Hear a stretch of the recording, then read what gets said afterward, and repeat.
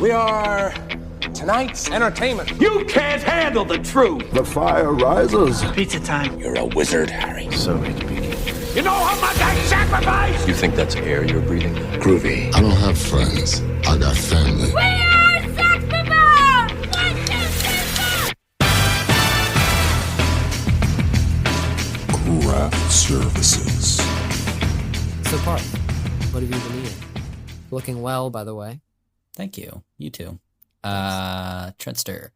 I had chicken and some zucchini. My roommate, Chloe, cooked it. Friend of the show. And, Phantom Menace episode. That's incorrect. No, King of Staten Island episode. Yeah. Sorry. But it's okay because right after having dinner... Parth's female housemates who've been on the show with C names, you know? Yeah, but as of recording, tomorrow is friend of the show Claire Appel's birthday. Good to know. Yeah, so we baked a cake together. Claire Appel, if you're listening to this Scott Pilgrim Part 2 episode, happy late birthday. Yeah, well done. Yeah, well done. 21 trips around the sun. Congratulations. How about you go out, drink one beer? Just one. Yeah, a beer, yeah. One. Anyways, Trent, what did you have? I had, here, I've got a visual representation. Annie's Fruit Snacks, I'm sure you're familiar. A household staple. Also, they're Overstock Crafty from a thing I did. And I got to bring home this whole thing of Annie's Fruit Snacks. And I like Welch's Fruit Snacks too. But this is an interesting competition, you know? Yeah, sure do. Well, we have a movie podcast now. We do. Much to my chagrin, much to our collective, against our best efforts. Yeah. And on top of that, we have a new intro, right? Oh, goddamn. Yeah. Parth, do we have a new intro? Yeah, well... Wait, so the intro as of is... recording, we have not, as of yet, edited this intro, but when you will have already heard it, so... It'll have come before these words. Yeah, so, let us know what you think. We'll still have our theme music, in a few seconds, right? Oh, I'm not an asshole. Trent. Okay, cool. But, yeah, we'll have 2 new themes, I think. One for the interviews, one for the discussions, and it'll be pretty cool. I edited this one, and when it comes to our discussion with Marathe... Who Parth, just off camera, called the big guy. Is that what you said? I did. He said, we got to interview the big guy next week. I Yeah. said, who's that? He said, Viraj, my 14-year-old brother. The big guy, yeah. Mm-hmm. But for that one, you'll be hearing Trent's intro. So. Yes. So if you want to start, if you want to heighten the tensions between Parth and I, comment which one you prefer.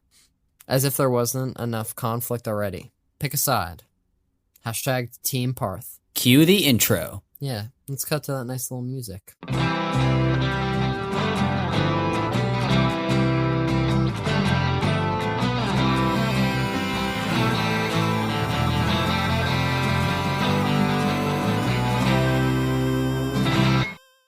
Welcome back to Craft Services. We have a podcast. Where we talk about the films. Movies, yeah. Each week we have a film and hopefully have a crew member of that film to talk with us about their experience working on the picture. Yeah. This week, though, we have the same crew members as last week. Yeah, this is a crazy little thing we're doing. As you know, if you listened last week, the interview is so long that we split it up into 3 parts. This is part 2, so this will be the middle chunk of the conversation with 3 of the storyboard artists. So this is the meat and potatoes. This is the middle section. It's the heart of the interview. It's a pretty interesting interview, guys. I'm really excited for you guys to listen to it. They talk about working on Scott Pilgrim, and, they each give their own little things, and they all say words, each of them. They do. Yeah. They say words, interesting sometimes words. Sentences. Dare I say. But without further ado, should we just get right on into it? Let's just cue the sound effect. Yeah. Let's cue the interview.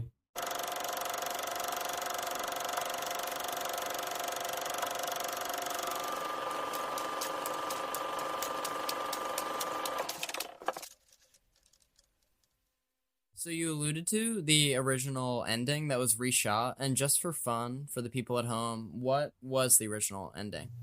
He went with knives, not Ramona. There you go. and it was shot, and it's on the extras on the discs. I think it is anyway. And yeah, it is. Yeah.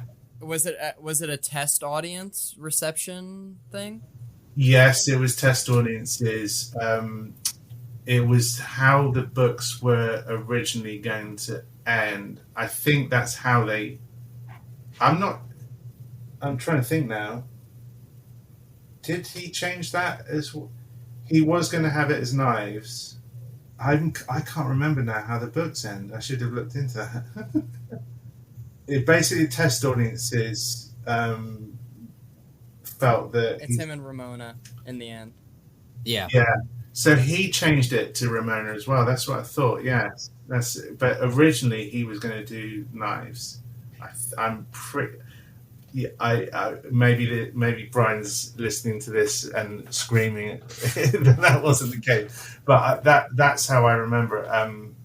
I hope that's right, and he was all for subverting how it should be, how it should go. He wanted to subvert your expectations, but the audiences felt, probably rightly so, that Scott has been fighting for Ramona all this time. And so they did the reshoot, and it's the we were all talking about this prior, that the saving grace to it all, the reason it doesn't leave, it's right, the ending is right, but the super sweet sort of cherry on top is that you don't feel bad for Knives, because she has that amazing line, "I'm too cool for you anyway." Yeah.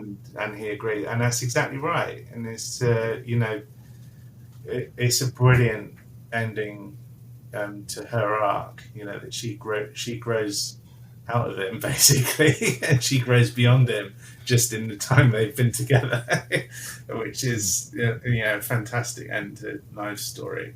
Yeah. So I mean, this movie has a really specific and precise visual style. I mean, compared to other movies, and so did that kind of put you in a box of the ways that you? Or okay, yeah. So just if you guys could all just speak on that. I'd like to start actually with something. Bring you guys in on this. It must have been strange for you, because I remember adopting when I was boarding.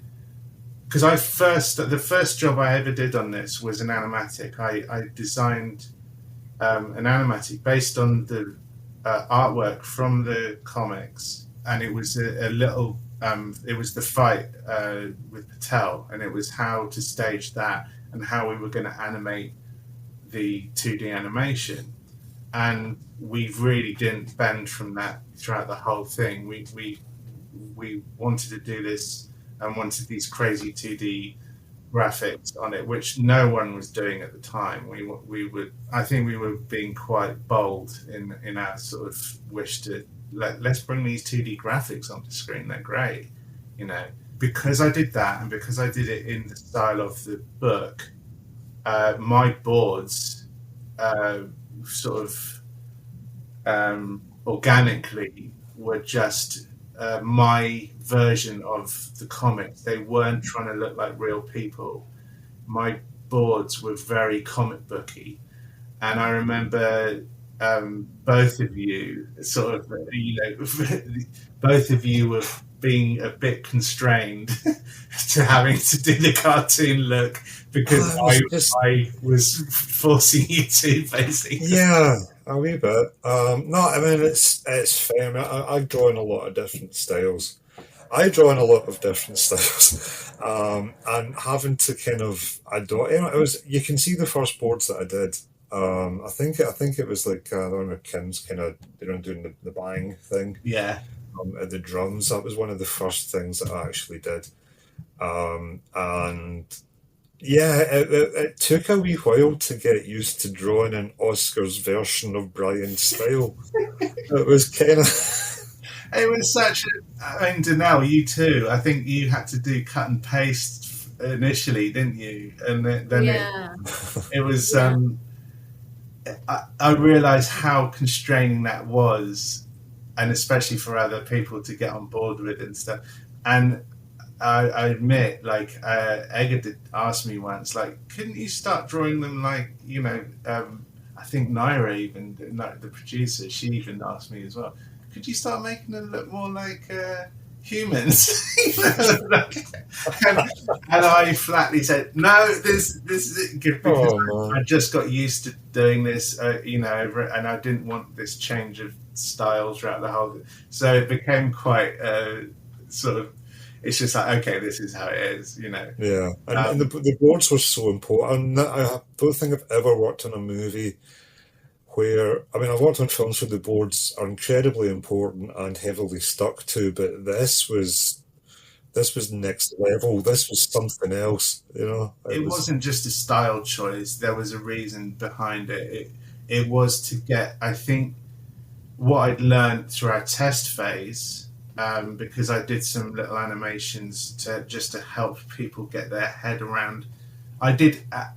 Do you remember the diagram animation I did? The little thing where it was literally like, okay, he's running across here. He punches him here. Punches him this high in the air, and he jumps up after. And it was me doing a diagram. I animated a diagram of this one move. It was in the Patel fight, because lots of people just couldn't get their head around how Looney Tunes this was. Mm-hmm. So I said, if this was physically happening, this is actually what, and so I think the rhyme and reason behind me sticking rigidly to this sort of cartoony nature of the boards is because we weren't trying to do real life stuff. We were trying to, adapt this comic and these crazy things happening in this comic. Mm-hmm. And on set, I think it did help everybody get into the mindset that this is not, that reality is out the window, because these boards made it onto set. You remember this, Rob? They were printed up on a big whiteboard, and they were for everybody to see, so everybody to get their head around exactly what they were doing that day. And I think it really helped. I think it helped just people get into the mindset of how crazy this thing was and what we wanted to do. And I even remember at one point, I think I spent, it wasn't just me, it was just anybody that didn't have anything to do or walked by and looked the wrong way towards us was given the job of basically cutting out the speech, the sound effects. Because there was sound effects from either the comic or stuff that were in the boards, and they had to basically be cut out and pasted on green.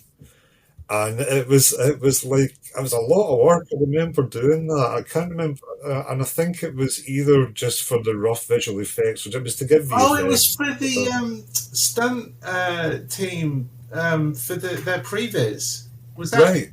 Yeah.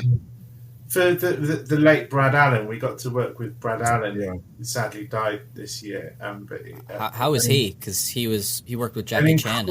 Incredible energy, incredible guy to work with. If you got him on side, you just got gold. You just got.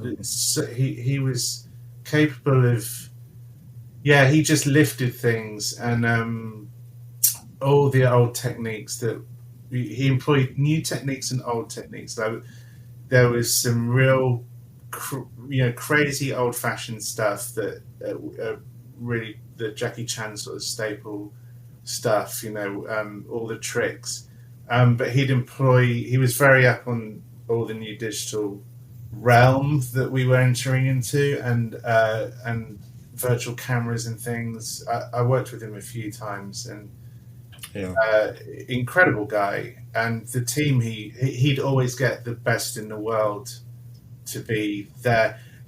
Specific shots in that movie, the amazing overhead shot when Scott Pilgrim enters the club and takes on all the henchmen, and he's got his sword, and turns them all into coins. And there's an overhead shot where he's whirling around, taking out.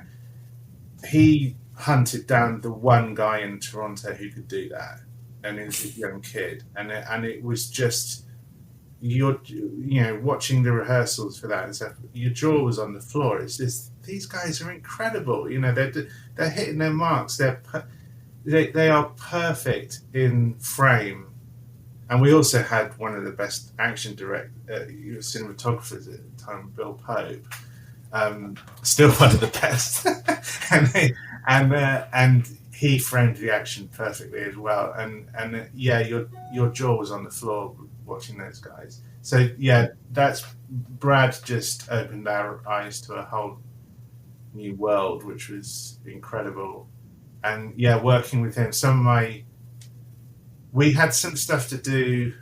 We had a whole new end fight to work out, because the original, we had a giant robot at the end of the original thing.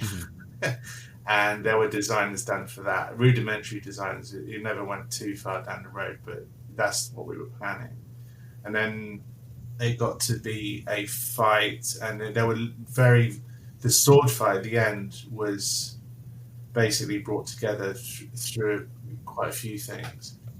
One of my fond memories actually was with that. I don't think Michael Bacall was on site, so we had to work out this fight, and it was just an email chain between me, Edgar, and Brad, and we were basically writing out the beats of this fight, and it was going between, and we were pinging around between us, and it was one of those little creative moments where it's just in written form, then it gets to be in drawn form, then it gets rehearsed, and this was in the space of a week, and that's what ends up on screen. And it's it was a really lovely, intimate little process of just writing this thing out first, and it was just to solve one particular problem, but it's the best way of doing it. And getting to work with someone like Brad, who knows that stuff backwards, how to do all that stuff. It's incredible to work with him. And sad loss. Given that you all doing the boards in a more cartoonish style was like unusual, is the approach to the boards always to make it like as naturalistic as possible, or like how it's gonna look on screen?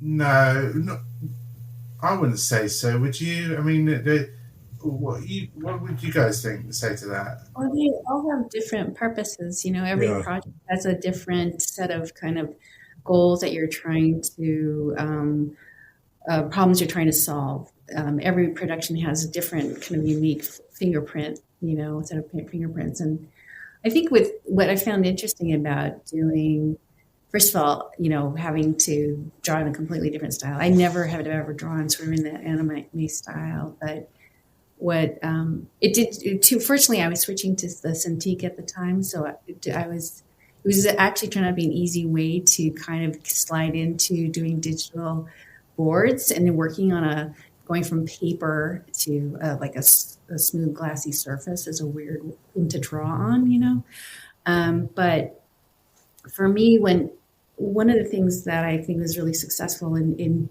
keeping that very flat graphic style, I was wondering if the film would seem flat, and it's not at all. It's super dimensional. What I really think it did, and the scenes that I was working on, we worked through a lot of transitions, and I think that's one thing I've learned from working with Edgar is I really pay a lot of attention to transitions, and they're really interesting ways to get from shot to shot and scene to scene. And you have those scenes where you're holding tight on Scott or Stephen Stills, and then the background change. So we're back where we're like walking on the street, but now we're in their house and in practicing or in the band. And what it does is it creates a different type of cinematic effect, where it's not just deep space or action crashing in that camera. It's a quieter way of moving through space, but it also keeps us in Scott Pilgrim's head the whole time. So we're always in Scott Pilgrim's world, and the world is moving around him. And so these graphic elements are a big part of creating that frame for him to move through. And when I saw the movie, I was just kind of blown away how cinematic all of these two-dimensional graphics became. And I think that, I mean, I don't know, but everyone has their whole process, but it was really interesting for me to see going from the original drawings and thinking, oh, I wonder what this is going to look like, and seeing the final product, just how cinematic, two-dimensional, working on the XY axis, not always working on the Y axis coming to you, can actually be very, very cinematic in different ways. So it's really, I think it kind of expanded my vocabulary for sure, my visual vocabulary without a doubt, working on that and seeing that. Were there scenes, I mean, like, other than the ones that you guys have talked about already, were there scenes that were, like, particularly difficult to draw or to, like, conceptualize? I mean, I feel like the whole movie is difficult to conceptualize, but just, like, specifically. And conversely, if there were scenes that were, like, this is the most fun to draw, and maybe there's, like, some overlap between those two. I know my answer. You guys go first. I'm trying to think. I did quite a bit of stuff on the Roxy fight, and I quite enjoyed doing that because I think I had actually vaguely found a kind of happy medium with the style that I was drawing in, so I wasn't having to worry about that, and then I was able to kind of work on the storytelling and the shots and stuff, and be able to. And that's a great fight in the movie as well. It was great fun. It's a brilliant one. Yeah.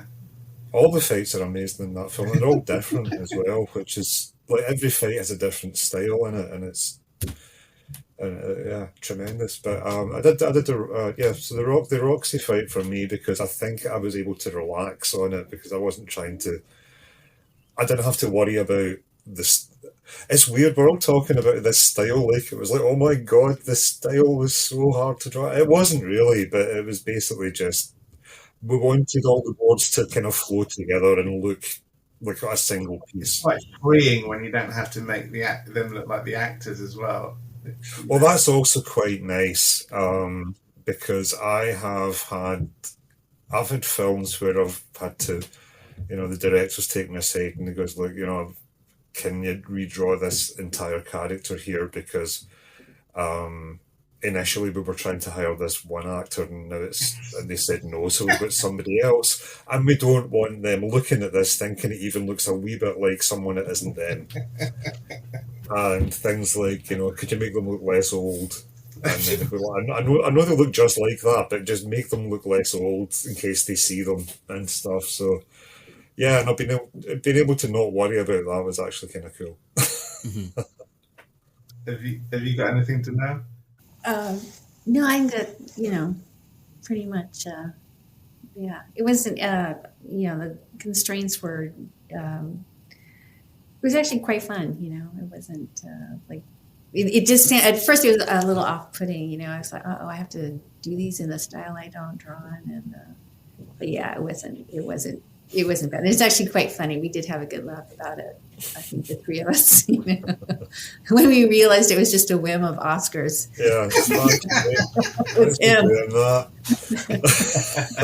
Just really quick, like if there's like a lead storyboard artist, do the storyboard artists under them sort of have to like imitate their style, like to the best of their ability?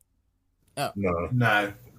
No, and this, it was basically so that the storyboards looked like one kind of cohesive continuity between them. Yeah, there was a continuity. It was about it wasn't about servicing the style that I chose. It's about servicing servicing the movie as a cohesive whole, and it making it as easy to read as possible because they were going on set for everybody to see. It wasn't because you can get away with the squiggles and the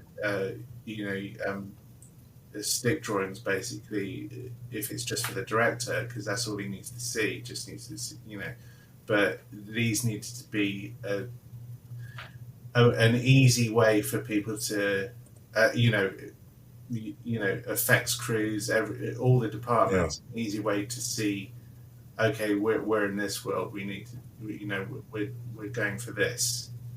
And because I think with storyboards sometimes is that a lot of the people that are going to be seeing storyboards don't understand how to read drawings a lot of the time. Especially, it's not part of the world that a lot of the crew overlap with, and because I've seen storyboard artists, they'll be doing these massive. I mean, I actually sometimes have to do massively rendered stuff, but it's usually because it's VFX stuff. But I've seen storyboard artists do these like super shaded, you can barely see what's happening, things with wee bits of light. I mean, beautiful pieces of art.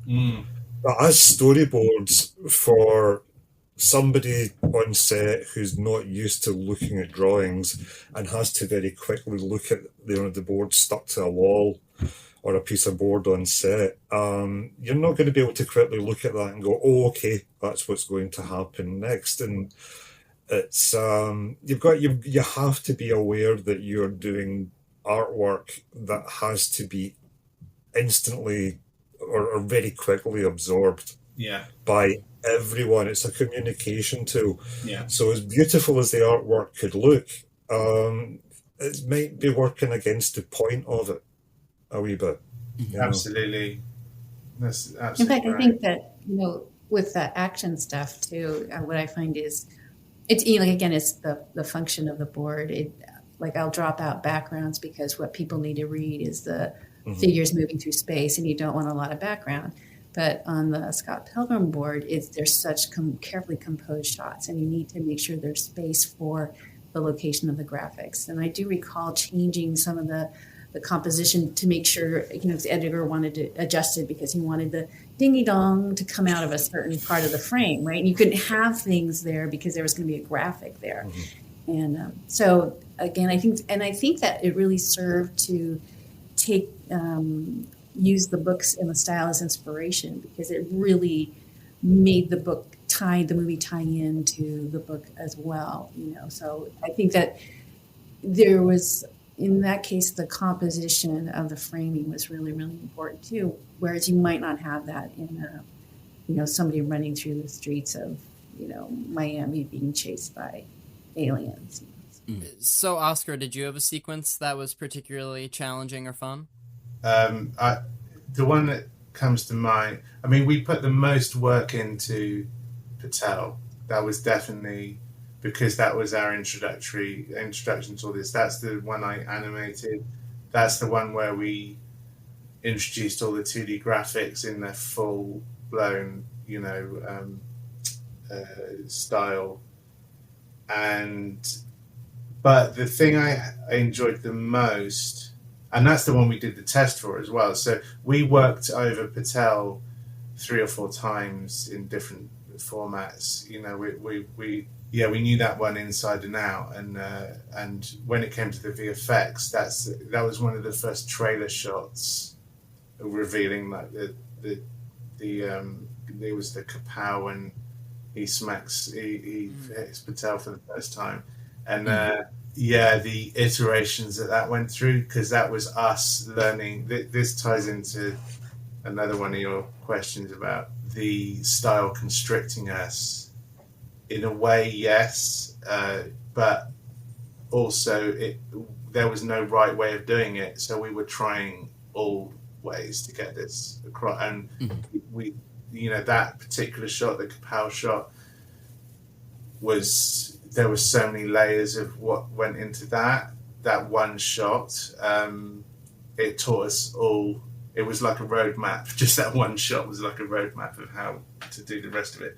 But the scene that I fondly remember the most, and because of the genesis and how it went through, it was. I was looking forward to it when I first read the script. Was the Audio Demons fight, the Katanagi twins, the dragon and the Yeti, the Katanagi fight, and I was just so looking forward to designing that. green-eyed yeti, and I had a very, very clear idea of what it should be right from the word go. That it should be a mix of the monster from the id, from Forbidden Planet, and the Looney Tunes Bugs Bunny yeti. That was. Do you remember that, Rob and Danelle? It was just the big red. Yeah. It's just a ball of red fur with it. Sneakers on at the bottom. And I had boarded it, or I was boarding that while we were in Toronto, I think, and it was challenging. But I think the first thing that happened was VFX needed to get moving on a model for it, like a VFX model for it. The dragons were kind of easier, but the VFX needed, and they sent through, and it was kind of like a kick up my ass. They did it, I think they did it on purpose. They sent through this design of what they think the audio demon should be.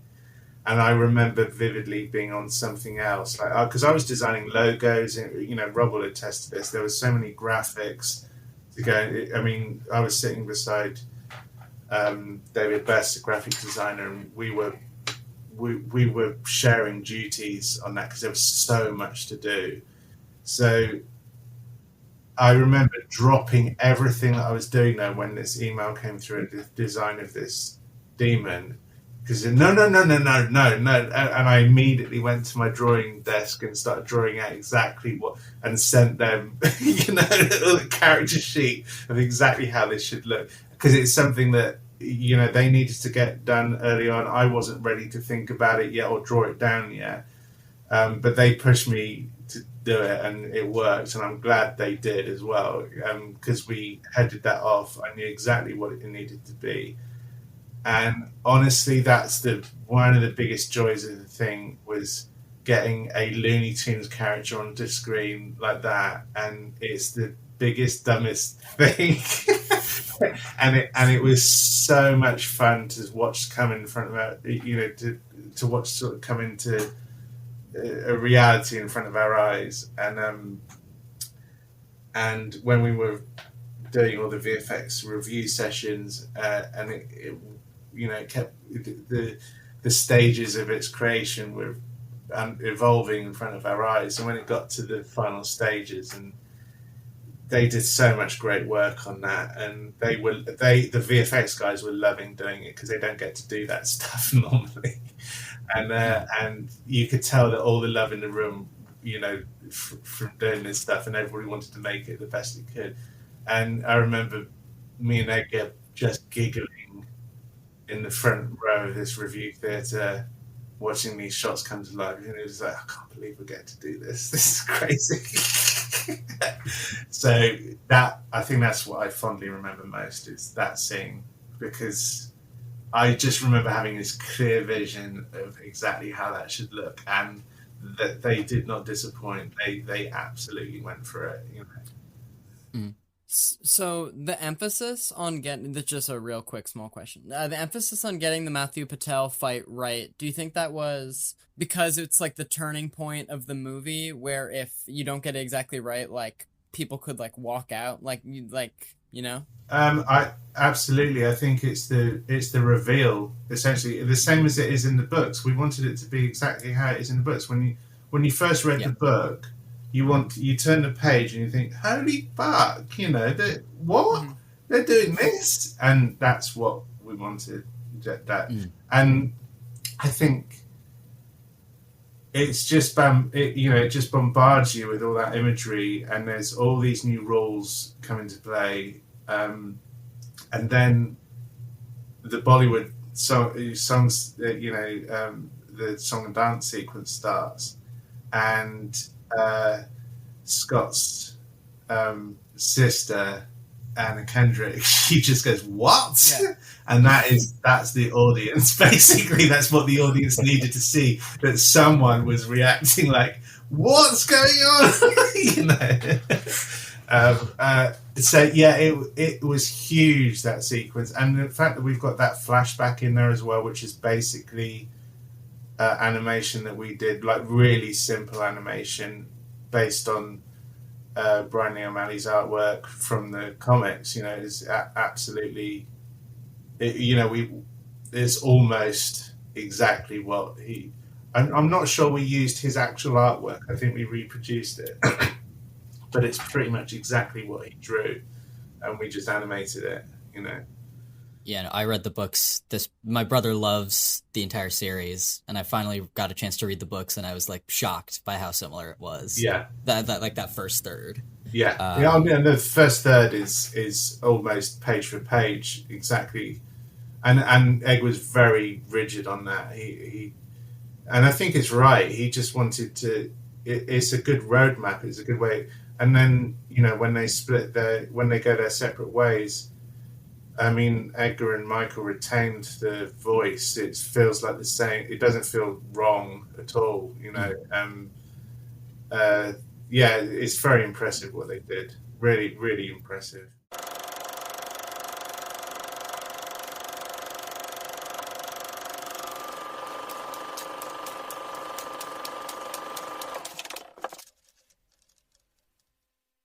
Trent, was that an interview or was that an interview?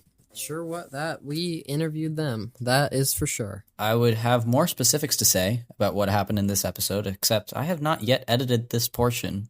Whoa. As of recording this. Really putting yourself under the microscope there. Yeah, I know. I apologize for my unprofessionalism. I'll strive to do better in the future. Yeah, only editing the interviews like several days in advance. Asshole. I know. Fucking asshole. I suck. I do.